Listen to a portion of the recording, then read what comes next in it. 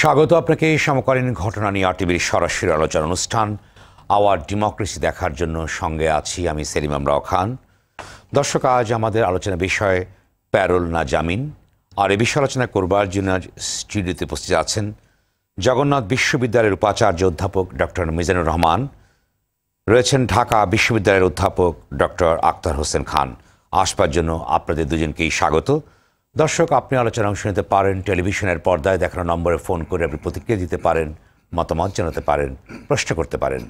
অনুষ্ঠানটি ইউটিউবে দেখতে পারেন, আর ফেসবুকে সরাসরি দেখতে ভিজিট করুন facebook.com/RTV অনলাইন। আজকের আলোচনা বিষয় প্যারোল না জামিন। দর্শক, আপনারা জানেন এক বছরের বেশি সময় ধরে কারান্তরীণ খালেদা জিয়ার মুক্তি ও চিকিৎসা নিয়ে কয়েকদিন ধরে রাজনৈতিক অঙ্গনে চলছে নানামুখী বক্তব্য গুঞ্জন। খালেদা জিয়া প্যারোলে আবেদন করলে তা বিবেচনা করবে সরকার। গতকাল স্বরাষ্ট্রমন্ত্রী আসাদুজ্জামান খান কামাল এমন বক্তব্যের পর আজ তথ্যমন্ত্রী ডক্টর হাসান মাহমুদে প্রায় একই ধরনের মন্তব্য করেছেন। তবে আওয়ামী লীগের ভারপ্রাপ্ত সাধারণ সম্পাদক মাহবুবুল আলম হানিফ বলেছেন, খালেদা জিয়ার প্যারোলের মুক্তির মতো পরিস্থিতি তৈরি হয়নি। এদিকে খালেদা জিয়ার মুক্তির দাবিতে আজ রাজধানীতে গণ অনশন করেছে বিএনপি নেতাদের দাবি, প্যারোল নয়, জামিন পাওয়া তার ন্যায়সঙ্গত অধিকার, তাই তাকে মুক্তি করতে প্রয়োজন রাজপথে নামবেন তারা। তাছাড়া পিজি হাসপাতালে বেগম জিয়ার চিকিৎসা সম্ভব নয় বলেছে বিএনপি নেতারা। আর এ নিয়ে আলোচনার বিষয় আজ প্যারোল না জামিন। প্রথমেই আহ্বান করব ডক্টর আখতার হোসেন খান। আপনি তো জানেন যে রাজনৈতিক অঙ্গনে প্রথম বেশ আলোচিত বিষয় হচ্ছে খালেদা জিয়ার কারান্তরীণের বিষয়টি, এবং সম্প্রতি তিনি অসুস্থ হয়েছেন এবং হাসপাতালে ভর্তি আছেন। এর পরবর্তী পর্যায়ে তার প্যারোলের মুক্তি প্রসঙ্গটি এসছে স্বরাষ্ট্রমন্ত্রীর বক্তব্যের ভিতর দিয়ে। গত পরশু যে বক্তব্য তিনি দিয়েছেন এ নিয়ে আলোচনা শুরু হয়েছে। আজ ছিল গণ অনশন বিএনপির, কিন্তু নানামুখী ব্যাখ্যা আছে তার প্যারোল এবং জামিন। তারা বলছে জামিন তাকে দিতে হবে, এটা আইনসঙ্গত অধিকার। অন্যদিকে বলা হচ্ছে যে প্যারোলে তিনি আবেদন করলে হয়তো মুক্তি হতে পারেন। এই বিষয় দুটিকে আপনি কীভাবে দেখছেন? ধন্যবাদ আপনাকে এবং আরটিভির দর্শক শ্রোতা আপনাদেরকে ধন্যবাদ। প্রথমেই বলে রাখি যে আজকে যে বিষয় নিয়ে আলোচনা করার জন্য আপনি সূত্রপাত করেছেন, এটি একটা রাজনৈতিক বিষয়, এবং এখানে আমার মনে হয় যে একজন রাজনীতিবিদকে আনলে, অর্থাৎ বিএনপির কাউকে আনলে ওনারা অনেক ভালো আলোচনা করতে পারতেন। যাই হোক, যেহেতু এসে গিয়েছি, এর একটা তাত্ত্বিক ব্যাখ্যা হতে পারে, রাজনৈতিক বিষয়টির তাত্ত্বিক ব্যাখ্যা হতে পারে। বর্তমান যেটা হচ্ছে যে আজকে প্রায় বৎসরের অধিক হলো বিএনপি চেয়ারপারসন বেগম খালেদা জিয়া, তিনি এদেশের তিনবারের প্রধানমন্ত্রীও ছিলেন এবং গণতান্ত্রিক আন্দোলনের পুরোধা ব্যক্তি হিসেবে সবাই জানেন। তার একটি আলাদা ইমেজও এদেশের মানুষের কাছে রয়েছে। তিনি বৎসরের অধিক কাল ধরে আজকে জেলে রয়েছেন। তো আমরা সাধারণ মানুষরা যেটা চিন্তা করেছিল যে বেগম খালেদা জিয়ার জেলে যদি যান, কারা অন্তরালে যদি যান, একটি আন্দোলন সৃষ্টি করবে বিএনপি, এবং সেই আন্দোলনটি হবে মাঠে ময়দানে। আমরা সাধারণত কোট আনকোট যে ধরনের আন্দোলন বলতে আমরা যেটা বুঝি সেই ধরনের হবে।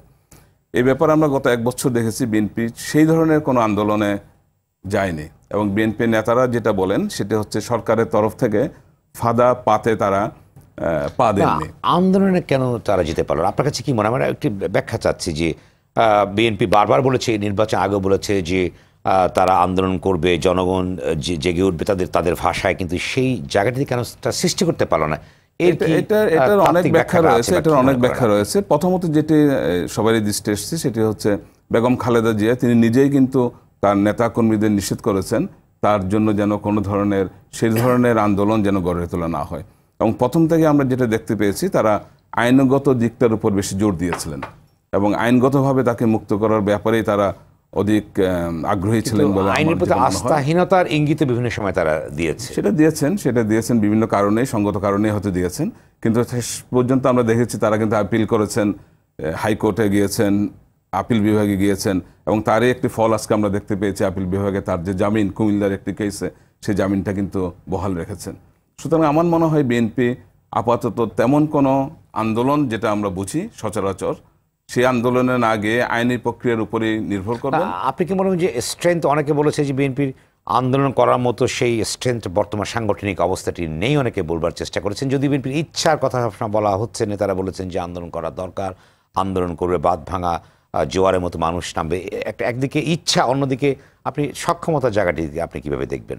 এগুলো পলিটিক্যাল তো কিছু থাকেই, একটি দল Rhetorics তাদের গুলো থাকে। থাকেই, কিন্তু আন্দোলন বলতে যদি আমরা বুঝি একদম রাজপথ কাঁপানো আন্দোলন, সেটা এই মুহূর্তে বাংলাদেশের বাস্তব পরিস্থিতিতেই এটা কারো পক্ষেই সম্ভব না। ইভেন আওয়ামী লীগ যদি থাকতো তাও বোধহয় সম্ভব হতো না, কারণ অর্থনৈতিক দিক বলেন, সামাজিক দিক বলেন, এবং তার সাথে সাথে বিএনপির নেতাকর্মী, এমন কোনো নেতাকর্মী নেই যাদের নামে 50-60টা করে কেস রয়েছে, এবং তাদের সারাক্ষণ প্রতি সপ্তাহে 2-3 বার করে কোর্টে দৌড়াতে হয়। সুতরাং তাদের নিজের কেস সামাল দেবেন না আন্দোলন করবেন, এই জিনিসগুলো তো বাস্তব জিনিস, এগুলো অস্বীকার করার তো কোনো উপায় নেই। সুতরাং ওই পরিস্থিতিতে তেমন ধরনের আন্দোলন, কার্যকর আন্দোলন কতটুকু বিএনপি এই মুহূর্তে গড়ে তুলতে পারবে সে ব্যাপারে সন্দেহ তো রয়েছেই। আর জনগণকে একত্রিত করার ব্যাপারে যেটি বললেন, সেই জনগণকে একত্রিত করার জন্য সাংগঠনিক যে সক্ষমতা এবং তৃণমূলে যে সংগঠনকে গুছিয়ে আনার সেই জায়গাটাই বলতে সেই ব্যাপারে তো একটু দুর্বলতা রয়েছে। এবং তবে মনে হচ্ছে বিএনপি এখন আস্তে আস্তে সেই দুর্বলতা কাটিয়ে উঠে তৃণমূল থেকে তাদের সংগঠনকে আবার শক্তিশালী করার চেষ্টা চালাচ্ছেন। তো একটা নির্বাচন হয়ে গেল 30 তারিখে, 30 ডিসেম্বর নির্বাচন হয়ে গেল, এবং সেই নির্বাচন নিয়ে তাদের নানা রকম ব্যাখ্যা বিশ্লেষণ আছে, কিন্তু তারা নির্বাচন নিয়ে নানা রকম প্রশ্ন উত্থাপন করেছে, এবং তাদের নেত্রীর মুক্তি নিয়েও তারা নানা রকম প্রসঙ্গ উত্থাপন করেছে। বিশেষ করে তাদের স্থায়ী কমিটির নেতারা বলেছে, আন্দোলনের কথা সবসময় বলে আসছে। তাহলে আপনি কি মনে করেন যে তারা সেই জায়গা থেকে সরে আসছে, অথবা তারা সেই শক্তি অর্জন করতে পেরেছে? 30 তারিখে নির্বাচন নিয়ে কথা না বলাই বোধহয় ভালো। না, তারা কি শক্তি অর্জন করতে পেরেছে? 30 তারিখে নির্বাচন হয়েছে না 29 তারিখ রাতে নির্বাচন হয়েছে, এগুলো নিয়ে তো বিভিন্ন কথাবার্তা শুনি। আসলে এই ব্যাপারে আলোচনা করতে আমি বিব্রত বোধ করি। তবে যেটা বলেন যে অতটা শক্তি যদি থাকতো তাহলে 30 তারিখে হয়তো আন্দোলন শুরু হয়ে যেত, যে এই নির্বাচন মানি না, এবং সেদিক থেকে তো আমরা দেখতে পেয়েছি সেটা করে উঠতে পারে নাই। সুতরাং আপনি হয়তো ঠিকই বলেছেন যে অতটা আন্দোলন গড়ে তোলার মতো পরিস্থিতিতে বোধহয় বিএনপি এই মুহূর্তে নেই। আর ছোট্ট প্রশ্ন করি, তারা সবসময় বলে জনগণ তাদের সঙ্গে আছে, তাহলে জনসম্পৃক্তদের বিষয়টি কিভাবে দেখবেন? যদি জনগণ তাদের সঙ্গে থাকবে, তাহলে কেন তারা তাদের নেত্রীর মুক্তি নিশ্চিত করতে পারছে না? জনগণের সঙ্গে আছে কিনা নেই সেটা কিন্তু প্রমাণ করার অনেকগুলো উপায় রয়েছে। রাজপথে নামানো একটি উপায়, আরেকটি উপায় হচ্ছে একটি নিরপেক্ষ নির্দলীয় সরকারের অধীনে যদি একটা নির্বাচন দেওয়া হতো, তাহলে বোঝা যেত তাদের সঙ্গে আছে কিনা নাই। তাদের কথাটা কতটুকু সত্য সেটা প্রমাণ হওয়ার জন্য রাজপথে যে একমাত্র রাজপথে নামিয়ে যে সেটা প্রমাণ করতে হবে সেটা তো না। ধন্যবাদ। আবারও আসবো আপনার কাছে আমি। অথবা ডক্টর মিজানুর রহমান, আপনি কি মনে করেন এই প্যারোলের প্রসঙ্গটি, জামিনের প্রসঙ্গটি, যদি অলরেডি একটি বিতর্কের সৃষ্টি হয়েছে, ডিবেট চলছে, স্বরাষ্ট্রমন্ত্রী আজকেও বলেছেন স্বরাষ্ট্রমন্ত্রী খালেদা জিয়ার প্যারোলের মুক্তির জন্য এখন আবেদন করেনি বা কথা আছে, এবং যদি মাহবুল হানিফ বলেছেন যে তেমন কোনো প্রেক্ষাপট সৃষ্টি হয়নি যে তাকে প্যারোল মুক্তি দিতে হবে। আমি ঠিক জানি না, বিএনপি দাবি করছে জামিন হতে হবে। স্বরাষ্ট্রমন্ত্রী এরকম দরখাস্ত আহ্বান করছেন কিনা যে প্যারোলে মুক্তির জন্য আবেদন করুন, আমি যেটা জানি সেটা আবেদন করুন না বলেছে, যে আমি যেটা জানি আবেদন করেননি। সাংবাদিকরা যখন প্রশ্ন করেছিল তাকে যে খালেদা জিয়ার মুক্তি কিভাবে হতে পারে, তখন ওই প্রসঙ্গক্রমে কথাটা আসছে যে হ্যাঁ, একটা পদ্ধতি হতে পারে যে খালেদা জিয়ার পক্ষে যদি কেউ প্যারোলে মুক্তির জন্য আবেদন করে সেটা বিবেচনা করা যেতে পারে। আসলে বেগম খালেদা জিয়া অসুস্থ, এটা নিয়ে কোনো সন্দেহ নেই, এবং ওনার বয়সের কারণে ওনার একটা চিকিৎসা হওয়া দরকার। তো সেটা জেল কোডের আইন অনুযায়ী, জেল কোড অনুযায়ী যেভাবে হওয়া দরকার সেভাবে হচ্ছে। বঙ্গবন্ধুতে আমি মনে করি যে বাংলাদেশে আমাদের একটাই মানে চিকিৎসা ক্ষেত্রে সেন্টার অফ এক্সেলেন্স, যেটা সেখানে সবচেয়ে ভালো ডাক্তার এবং পেশাদারিত্ব যেটা বলতে চাই, সেটা বঙ্গবন্ধু মেডিকেল বিশ্ববিদ্যালয়। সেটা পর্যাপ্তভাবেই হয়তো আমাদের সামর্থ্য অনুযায়ী সেটা সর্বোচ্চ লেভেলে দিচ্ছে। কিন্তু তারপরে একটা কথা মনে রাখতে হবে যে এর আগে বেগম খালেদা জিয়ার যেটা আমি শুনতে পাই যে তার যে আর্থাইটিস বা পায়ের হাঁটুর যে ব্যথা, সেখানে যে অস্ত্রোপচার, অপারেশন বা চিকিৎসা, সেটা কিন্তু বাংলাদেশে হয়নি, এটা কিন্তু সৌদি আরবের হাসপাতালে হলো। তো সেটা যদি হতে হয় যে হ্যাঁ, আমরা অনেক সময় আমাদের গুরুত্বপূর্ণ ব্যক্তিদেরকে অথবা যাদের সামর্থ্যবান ব্যক্তিদেরকে বাইরে গিয়ে চিকিৎসা করার জন্য তো আমরা দেখি, সেই ক্ষেত্রে এটাও হতে পারে তার পরিবারের সদস্যরা যদি মনে করে যে তাকে যে ডাক্তার বিশেষ করে হাঁটুর অপারেশন বা হাঁটুর সাথে যে সকল সংশ্লিষ্ট চিকিৎসা যেটা দিয়ে চলাফেরা করতে অসুবিধা হয়, সেটার জন্য ওই হাসপাতাল সৌদি আরবে যেখানে তার অপারেশন হয়েছিল বা চিকিৎসা হয়েছিল সেখানে নিতে চায়, সেই অর্থে আমার মনে হয় এই প্রসঙ্গটা আসছে। এছাড়া আমি এখন নতুন করে, কারণ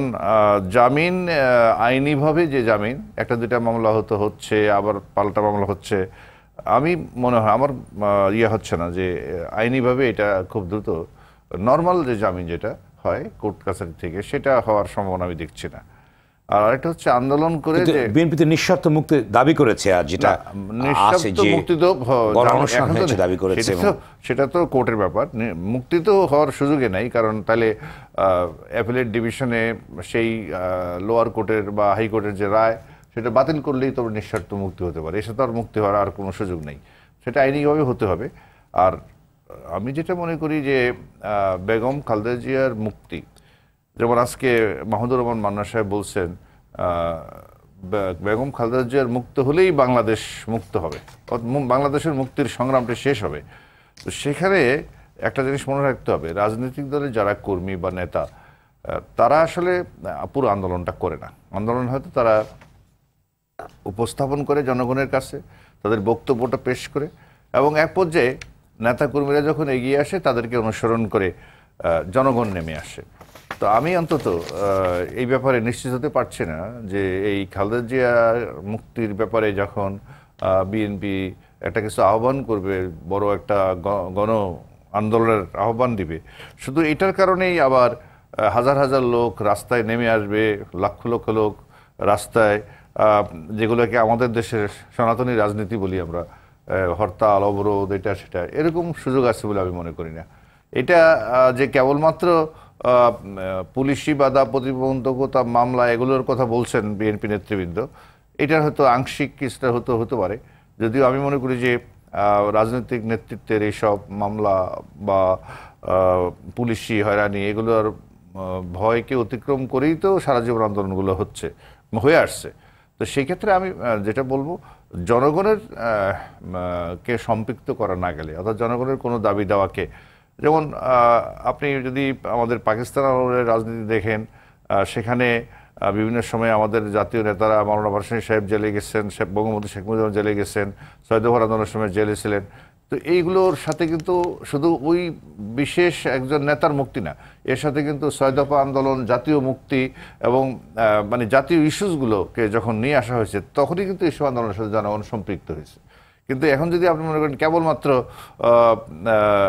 এই আমাদের মাননীয় প্রধানমন্ত্রী, সাবেক প্রধানমন্ত্রী, যিনি সোয়া দুইবার প্রধানমন্ত্রী ছিলেন, কারণ তিনবার আসলে কোনোদিন প্রধানমন্ত্রী ছিলেন না, সোয়া দুইবার বলতে পারি, একবার দুই মেয়াদ, দুটোটাই ইনকমপ্লিট, আর আরেকবার হচ্ছে ওই কয়েকদিন, সেজন্য সোয়া দুইবারের একটা প্রধানমন্ত্রী যদি আমরা বলি, কারণ তিনবার বলে মনে হচ্ছে না একেবারে একটা লম্বা সময় ধরে প্রধানমন্ত্রী ছিলেন। তো সেটা সাধারণ যাদেরকে বিচার আচারাধীন থাকে বা যাদেরকে আমরা বলি রাজবন্দি, বিশেষ একটা কারণে বন্দি আছে, তার থেকে কিন্তু আইনগতভাবে এর স্ট্যাটাসটা কিন্তু ভিন্ন। কারণ এটা হলো একটা মামলায় একেবারে কোর্ট কর্তৃক সাজা হয়ে একদম একটা সাজাপ্রাপ্ত আসামির যে মর্যাদা, তো সেটা আর একজন যেগুলোকে আমরা বলি সাধারণ কয়েদি যারা বিচারাধীন, তাদের জেল কোর্টে কিন্তু স্ট্যাটাস এক না।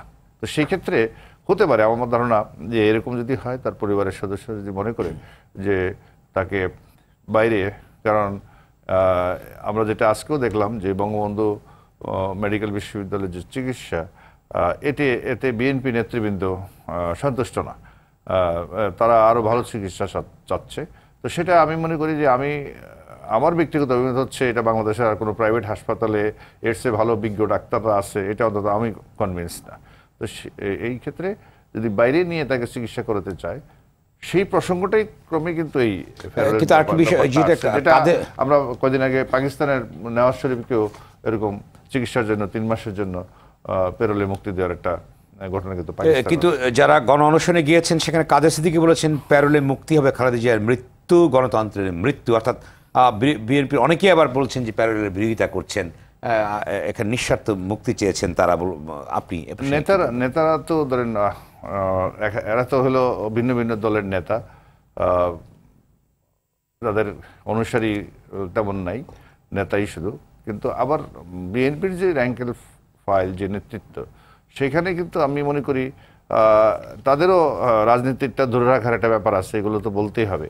কিন্তু বেগম খালেদা জিয়া বয়স্ক মহিলা, ৭৩ বছর মতো বয়স, ওনার যে অবস্থাটা, এটা কিন্তু একটা পারিবারিক একটা ব্যাপার কিন্তু আছে। তার পরিবারের সদস্যরা, তার ওনার ছেলে আছে, তার কেন বলা হয় পুত্রবধূরা আছে, এবং তার নাতি নাতি, এগুলো এরা কিন্তু এই ইমোশনটা আর এই রাজনীতিতে যারা এটাকে ক্যাপিটালাইজ করা বা এই ইস্যুটাকে নিয়ে রাজনীতি করে কিছু একটা আরেকটু রাজনীতিতে লাভবান হওয়ার যে ইয়াটা, তো আমি মনে করি দুইটা একভাবে দেখার সুযোগ আছে। কারণ পরিবারের সদস্যদের যে ইমোশন থাকে তার মায়ের প্রতি বা দাদির প্রতি বা তার পরিবারের সদস্যের প্রতি, আর অন্যরা যে ইমোশনটাকে মানে একটা একদল লোক ইমোশন, পরিবারের সদস্য ইমোশনের মধ্যে থাকে, আর অন্যরা এই ইমোশনটাকে যখন অন্যভাবে ব্যবহার করার সুযোগ নেওয়ার চেষ্টা করে, তাহলে এর মধ্যে একটা কিন্তু কনফ্লিক্ট।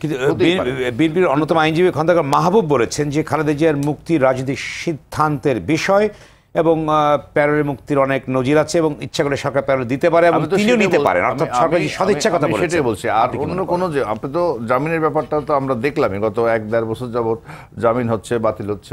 এটা আমার কেন মনে হচ্ছে যে এই জামিন, যেটা নর্মাল সাজাপ্রাপ্ত আসামি বা বিচারাধীন আসামি যে জামিন হয়, এই ক্ষেত্রে এটা দুরূহ এবং বিলম্বিত হচ্ছে। আর আন্দোলনের মাধ্যমে যেটা বলছিল যে ৩০ তারিখে নির্বাচন হবে, ৩১ তারিখে জাফরুল্লাহ ভাই বা কাদের সিদ্দিকী সাহেবরা গিয়ে জেলের তালা ভেঙে খালেদা জিয়াকে বের করে নিয়ে আসবে, এরকমই শুনছিলাম আমরা। তো এই ঘটনাগুলো ঘটেনি। আর নির্বাচনের পরেও এই নির্বাচন নিয়ে আমরা পল্টন কেন্দ্রিক, আমি আগেও বলে গেছিলাম, পল্টন অথবা টক শোতে আমরা যেই পরিমাণ এটা নিয়ে ক্ষোভ বিক্ষোভ অথবা এটা একটা কনসার্ন, তো এইটা কিন্তু দেশের কোথাও হাটে ঘাটে তো রাস্তায় তো আমরাও চলাচল করি, এই ইলেকশন প্রসেসকে কীভাবে যে অভিযোগগুলো আছে এগুলোর ব্যাপারে সারাক্ষণ মানুষ বোধহয় উদ্বিগ্ন, চিন্তিত, এরকম কোনো পরিবেশ কিন্তু দেশের মধ্যে নাই। যার কারণে ওইটাকেও যে ক্যাপিটালাইজ করে খুব আন্দোলন করবে, আমি অন্তত এটার কোনো সুযোগ দেখি না। সেক্ষেত্রে আমি আবারও বলছি আপনাকে, তার পরিবারের সদস্যদের ইমোশনটাকে যদি অন্য কেউ ব্যবহার না করে, তাহলে এটাই হওয়া উচিত। কারণ আমি যদি দেখি আমার এক পরিবারের সদস্য এরকম একটা অবস্থার মধ্যে পড়ছে, এটা হয়তো একটা ঘটনার শেষ পরম্পরায় এক পর্যায়ে গিয়ে হয়তো দল লাভবান হবে বা বিএনপির কেউ কোনো না কোনোভাবে বিএনপির রাজনৈতিক একটা ফায়দা আসবে, এর চেয়ে আমার কাছে আমার মা অথবা আমার দাদি, আমার যে মা খালা, যে তার সুস্থতা আমার কাছে বেশি কাম্য।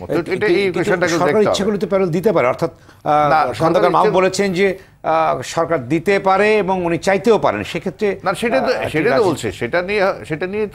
সেটাই তো সাংবাদিকরা যখন জিজ্ঞেস করছিল যে মাননীয় স্বরাষ্ট্রমন্ত্রী এই কথাটাই বলছেন যে তারা যদি কেউ একজন আবেদন করে যে তাকে বাইরে নিয়ে চিকিৎসা করানো দরকার, সেই ক্ষেত্রে কিন্তু আমি আরো ছোট্ট একটি প্রশ্ন করি যে হঠাৎ কেন এই প্যারোল প্রসঙ্গটি আসলে করে, আপনি কি মনে করেন যে এখানে কোনো বিষয় আছে কিনা, কিংবা একটা তো হচ্ছে যে আমরা উপরের দিকে যে রাজনীতি দীর্ঘনিরবতা ভেঙে এই একটা তো রাজনীতি আমরা দেখি, পল্টনে অনশন, প্রেস রিলিজ, বক্তব্য, এটা একটা রাজনীতি। কিন্তু আবার মনে করেন আমরা এই কথা বলবো না যে আমাদের রাজনৈতিক পরিমণ্ডলে যারা আছে তাদের মধ্যে পারস্পরিক কোনো রকমের যোগাযোগ নাই, সম্পর্ক নাই, এটা তো বলবো না। অনেকের সাথে অনেকের আত্মীয়তা আছে, এটা বিভিন্নভাবে বিভিন্ন ফর্মে আলোচনা হতে পারে। কথাটি এসেছে কিন্তু প্রথমে স্বরাষ্ট্রমন্ত্রীর বক্তব্য থেকে কিন্তু এসেছে, হতে পারে তার পরিবারের। আমি আগেও বলছি যে পলিটিক্যাল লিডাররা জিনিসটা যেভাবে দেখছেন, তার একেবারে কাছের শরীর পরিবারের সদস্যরা জিনিসটাকে হয়তো দেখেন না, এইটার থেকে হয়তো এই আলোচনাগুলো আসতে পারে। ডক্টর আখতার হোসেন, আপনি কি মনে করেন যে অনেকে বলবার চেষ্টা করছেন যে বিএনপি অনেকে বলবার চেষ্টা করছেন যে প্যারোলে মুক্তি খালেদা জিয়ার বিষয়টি এখানে খুব সম্মানজনক হবে, যেমনটি বলেছেন কাদের সিদ্দিকী, প্যারোলে মুক্তি হবে খালেদা জিয়ার মৃত্যু এবং গণতন্ত্রের মৃত্যু বলেছেন, এবং অন্যদিকে অনেক বিএনপি নেতারা বলেছেন যে তিনি আপসীর নেত্রী, প্যারোলে মুক্তি নেওয়া কোনোভাবে যুক্তিযুক্ত অনেকে বলবার চেষ্টা করছেন। আপনি কি মনে করেন প্যারোল প্রসঙ্গটি?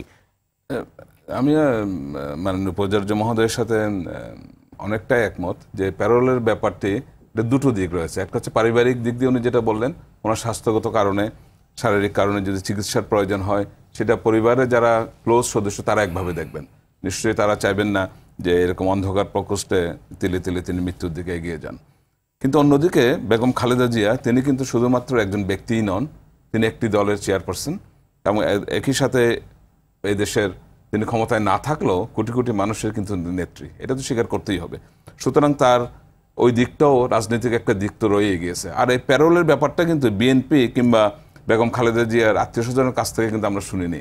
আপনি ঠিকই বলেছেন, যেটি প্রথমে শোনা গিয়েছে কিন্তু স্বরাষ্ট্রমন্ত্রীর, যদিও সাংবাদিকদের প্রশ্নের উত্তর প্রসঙ্গেই তিনি এই কথাটা বলেছেন, কিন্তু কথাটা এসেছে কিন্তু ওখান থেকে।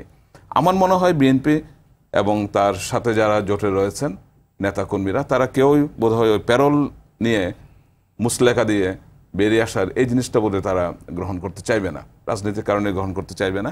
তবে আল্লাহ না করুক যদি শারীরিক অবস্থা এমন অবস্থা হয়ে দাঁড়ায় যে, যেমন আমরা দেখেছি যে আওয়ামী লীগের সাধারণ সম্পাদক তাকে কিভাবে প্লেন দিয়ে নিয়ে যাওয়া হলো, তার শারীরিক অবস্থার কারণেই তো নেওয়া হয়েছে, সেরকম অবস্থা যদি কোনো কারণে হয়ে যায় বেগম খালেদা জিয়ার, তখন হয়তো সরকারই তাকে হয়তো বিদেশে পাঠাবেন চিকিৎসার জন্য, সেটি অন্য একটি ব্যাপার। কিন্তু আমার মনে হয় না বিএনপি নেতৃবৃন্দ কোনোভাবেই প্যারোলের ব্যাপারটি মেনে নিয়ে তাই সে ব্যাপারে এগিয়ে যাবেন। না, আরেকটি বক্তব্য এসছে বিএনপির পক্ষ থেকে, সেটি হচ্ছে যে প্যারোল নয়, জামিন পাওয়া খালেদা জিয়ার ন্যায়সঙ্গত অধিকার, তাহলে এটি তো আইনি প্রক্রিয়ার ব্যাপার। সেক্ষেত্রে আমি সেটা শুরুতেই সে কথাটাই বলেছিলাম, তারা আইনি প্রক্রিয়ার দিকে বেশি জোর দিচ্ছেন।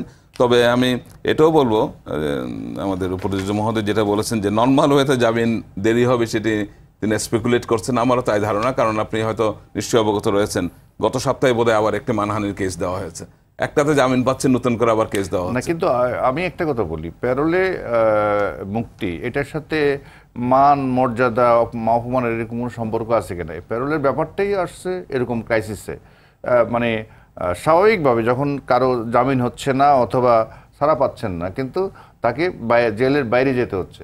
এটা আমরা দেখছি নিকটাত্মীয়ের মৃত্যু থেকে আরো বিভিন্ন ঘটনার কারণে বাইরে যেতে হচ্ছে। তো এখন নিকটাত্মীয়ের মৃত্যু থেকে আমার নিজের অসুস্থতা কিন্তু কম গুরুত্বপূর্ণ না, এটা কিন্তু বুঝতে হবে। আমি যদি মনে করি যে আমার এটা মান সম্মানের কোনো ব্যাপার আছে বলে এটা, আর বঙ্গবীর কাদের সিদ্দিকী যেভাবে বলছেন যে একেবারে প্যারোলে গেলে ওনার মৃত্যু হয়ে যাবে, এটা উনি মনে হয় উনি ওই যে 6 দফার সময় আন্দোলনের সময় বঙ্গবন্ধু প্যারোলে যেতে চান নাই, ওইটা কম্পেয়ার করা এরকম কিছু। কারণ উত্তাল 69 ওই গণ অভ্যুত্থানের সময় যে দেশের যে অবস্থা, সেখানে বঙ্গবন্ধুর প্যারোলে মুক্তি যাওয়াটা স্বাভাবিকভাবে একটা ঘটনা। আর এখন নীরব নিস্তব্ধ একেবারে শান্ত সুশান একটা অবস্থার মধ্যে এইটা তার শারীরিক প্রয়োজনে বাইরে গেলে এটা আন্দোলনের বিরাট ক্ষতি হয়ে যাবে। যে মনে হচ্ছে বিরাট একটা আন্দোলন হচ্ছে, সর্বদেশব্যাপী বিশাল আয়োজন আন্দোলন, উত্তাল বাংলাদেশ, এর মধ্যে উনি পেরোলে গেলে আন্দোলনটা নষ্ট হয়ে যাবে। আর আন্দোলন তো এইভাবে নাই, এবং আন্দোলন সনাতন পদ্ধতিতে আর আন্দোলন হওয়ার কোনো সম্ভাবনা বাংলাদেশে না। এটা বাংলাদেশের বিএনপির জন্য না, আওয়ামী লীগও কোনোদিন আর ওই যে ট্রেডিশনাল হাজার হাজার লোক রাস্তায় মিছিল করা, অবরোধ করা, তারপরে বিরাট বিরাট জনসভা করা। আগে তো ট্রাকে করে 200 টাকা 100 টাকাতে লোক চলে আসতো, এখন আপনি 1000 টাকা দিয়ে লোক আনতে পারবেন না। বিরিয়ানির প্যাকেট তো ব্যাপারটা যেটা মানসম্মানের ব্যাপার যেটা আসছে, এই প্রসঙ্গটা আসছে এই কারণেই কদিন থেকে কিন্তু রাজনৈতিক অঙ্গনে একটা গুঞ্জন শোনা যাচ্ছিল যে সেটি হচ্ছে প্যারোলের মুক্তির বিনিময়ে বিএনপি থেকে নির্বাচিত যে 6 জন তারা সংসদে যোগদান করবেন, এই কথাটা কিন্তু চারিদিকে শোনা যাচ্ছিল। সুতরাং মানসম্মানের ব্যাপারটা ওইখানেই, মানুষ যদি আবার প্যারোলের সাথে ওইটার সাথে কানেকশন করে, তাহলে অসুস্থ অবস্থা উনি কি আপনি মনে করেন যে কারাবন্দী অবস্থায় থাকবেন, এটি সেরকম অসুস্থতা? আমি সেটাই আমি বলছিলাম যে সেরকম অসুস্থতা হলে হয়তো প্যারোলেই যাবেন, সেরকম অসুস্থতা যদি হয়।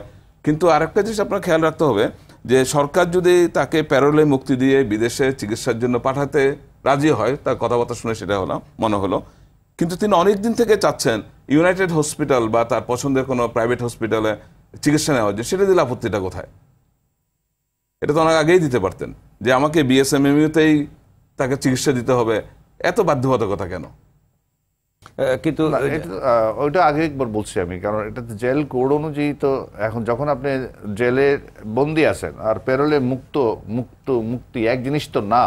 প্যারোলে মুক্তি পাওয়ার পরে আপনি স্বাধীনভাবে যান, যদি যেতে চান ইউনাইটেডে যেতে পারেন চিকিৎসার জন্য। কিন্তু আপনি যখন জেলের মধ্যে আছেন, মুক্ত না, তখন কিন্তু সরকার যতই চেষ্টা করুক না কেন জেল কোর্টের বিধি মোতাবেকই সেই ব্যবস্থা গ্রহণ করতে হবে। আমি আপনার কাছে কিন্তু এরকম ইতিহাস তো আছে বাংলাদেশে, যে জেলে থাকা অবস্থায় প্রাইভেট হসপিটালে চিকিৎসা নিয়েছে সাজাপ্রাপ্ত আসামি জেল থেকে। সাজাপ্রাপ্ত কিনা আমি এই মুহূর্তে খেয়াল নেই। সাজাপ্রাপ্তরা যে সরকারি হাসপাতালে, না শুধু হাসপাতাল না, সাজাপ্রাপ্তরা যে এমপি মন্ত্রীও ছিলেন সেই নজিরও তো রয়েছে। হ্যাঁ, সাজাপ্রাপ্ত কিন্তু জেলের ভিতরে আটক, এরকম কারো কি বেসরকারি হাসপাতালে চিকিৎসা করা? সাজা পাওয়ার পরে জামিনও পেয়েছেন এবং জামিন পাওয়ার পর এখানে জামিন পেলে তো আমি তো খুশি। জামিন পেয়ে যেতে যদি হতো তাহলে আলোচনা হতো। আমি তো বলছি বিরতির পর আবারও আমরা এই আলোচনায় আসবো। দর্শক, সময় হলে বিরতির, আপনারা দেখছেন আলোচনা অনুষ্ঠান আওয়ার ডেমোক্রেসি। ফিরছি শীঘ্রই, সঙ্গেই থাকুন।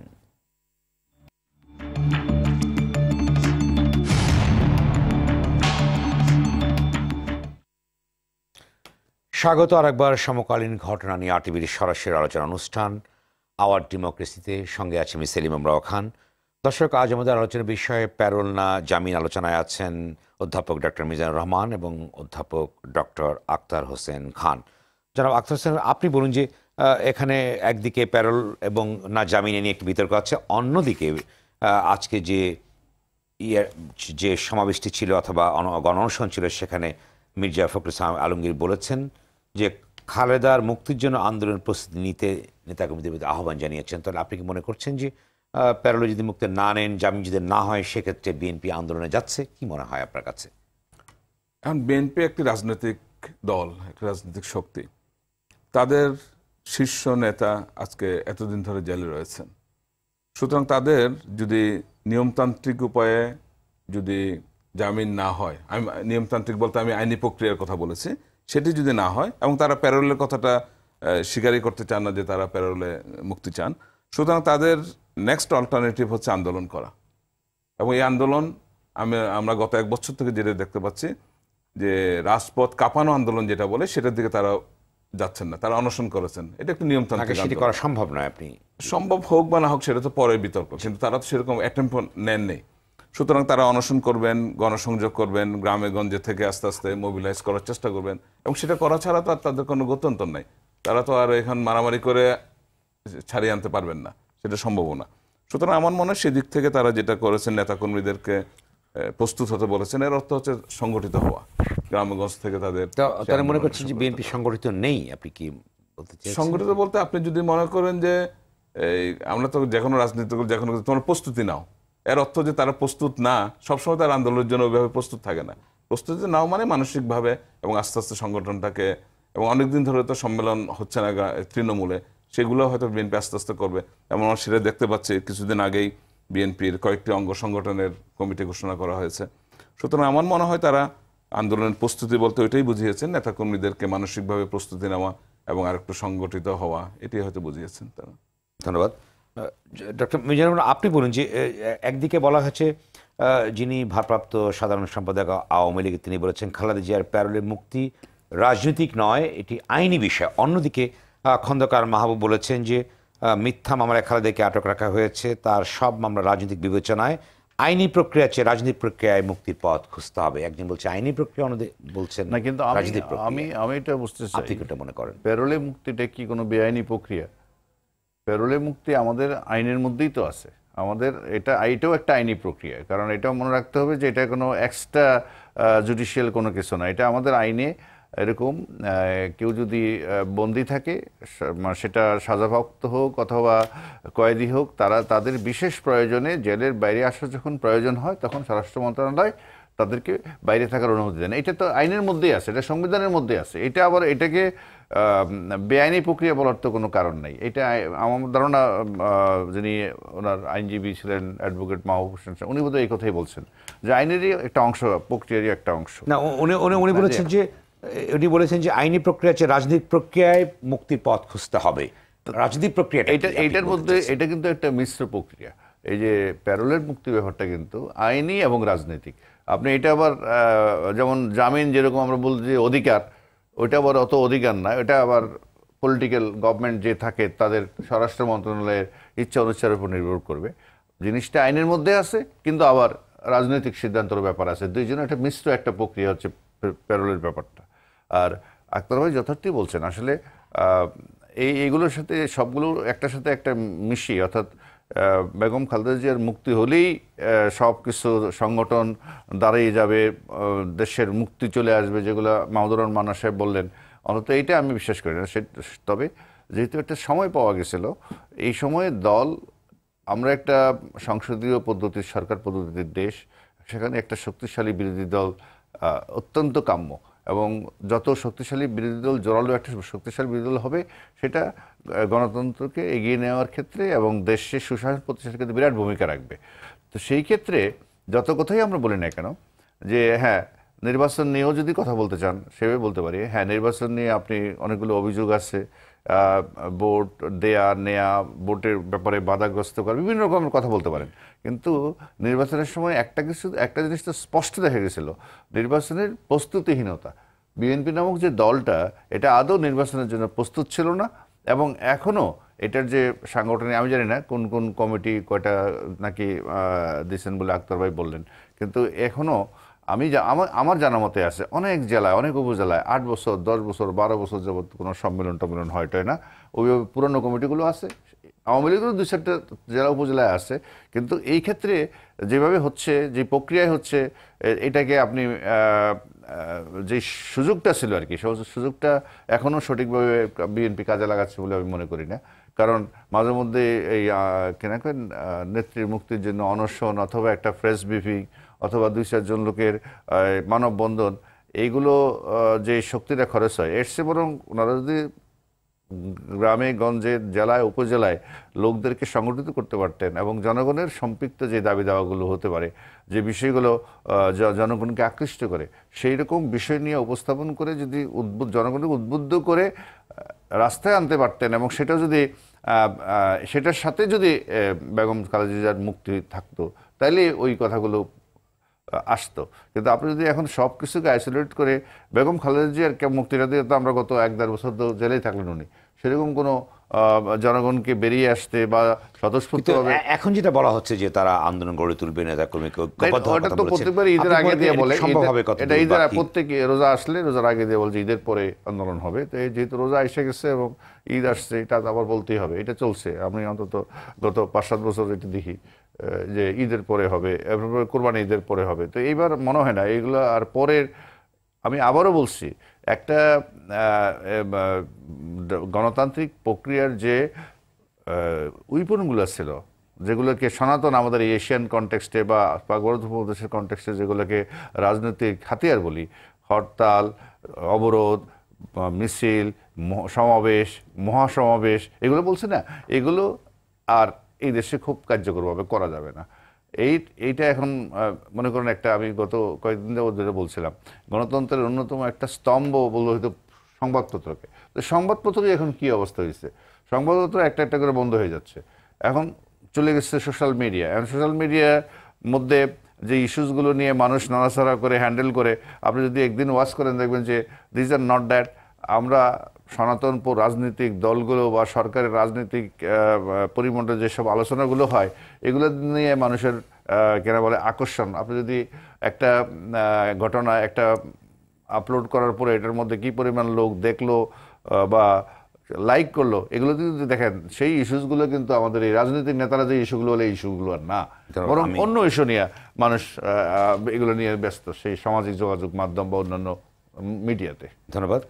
ডক্টর আখতার হোসেন, আপনি বলুন যে যেখানে বলা হয়েছে প্যারোলে মুক্তি অসম্মানজনক, অনেক বলবার চেষ্টা করেছেন, তা দলের বলার ভিতর দিয়ে যেখানে তাদের শরীকে অনেকে বলবার চেষ্টা করেছেন, এবং আজ সোমবার সন্ধ্যায় 20 দলীয় শীর্ষ নেতাদের বৈঠক ডেকেছে বিএনপি কার্যালয়ে, যেটা চেয়ারপারসনের কার্যালয়ে আছে। অন্যদিকে খন্দকার মাহবুব স্পষ্টতই বলেছেন যে এই বিষয়টি নিয়ে আপনার কাছে আমি প্রশ্ন করতে চাই, যে বাংলাদেশ ছাড়াও ভারতে ও পাকিস্তানের প্যারোলে মুক্তির বহু নজির আছে। তাহলে বিএনপি একদিকে বলছে প্যারোলের মুক্তি বিরোধিতা করছে, অন্যদিকে তার অন্যতম আইনজীবী বলছেন যে নজির আছে। তাহলে বিষয়টি সম্পর্কে আপনার কি বক্তব্য? জি, এই বিষয়টি আপনার যেটা আমার মনে হচ্ছে যে কিছু কিছু নেতা বলছেন প্যারোল অসম্মানজনক, প্যারোল কোনোভাবে নেওয়া যাবে না।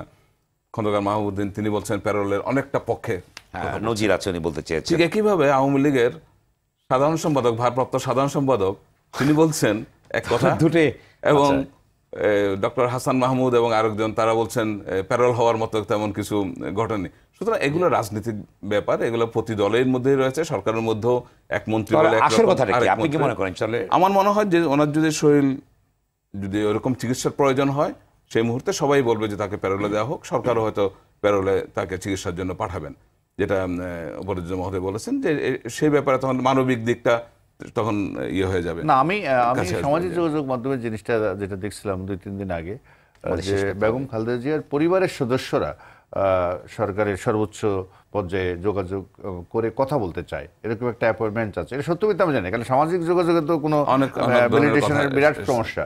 তো ওনার পরিবারের যে সদস্যরা তারা মাননীয় প্রধানমন্ত্রীর সাথে দেখা করতে চান। তো এইটাও কিন্তু এই আজকাল এই আলোচনার সূত্রপাতের একটা কারণ হতে পারে মনে হয়, এটা যদি সত্য হয়ে থাকে। ধন্যবাদ অধ্যাপক ডক্টর মিজানুর রহমান, ধন্যবাদ ডক্টর আখতার হোসেন খান সময় দেওয়ার জন্য, ধন্যবাদ আপনাদের সবাইকে আলোচনা অংশ নেওয়ার জন্য। দর্শক, আপনারা যারা টেলিভিশনের পর্দা এবং ফেসবুকে আলোচনা শুনছেন আপনাদেরকে ধন্যবাদ জানিয়ে রেখে আওয়ার ডেমোক্রেসি অনুষ্ঠানটি সপ্তাহের শনি এবং রবিবার সম্প্রচার হয়। দেখার আমন্ত্রণ। সবাই ভালো থাকুন, সুস্থ থাকুন, নিরাপদে থাকুন।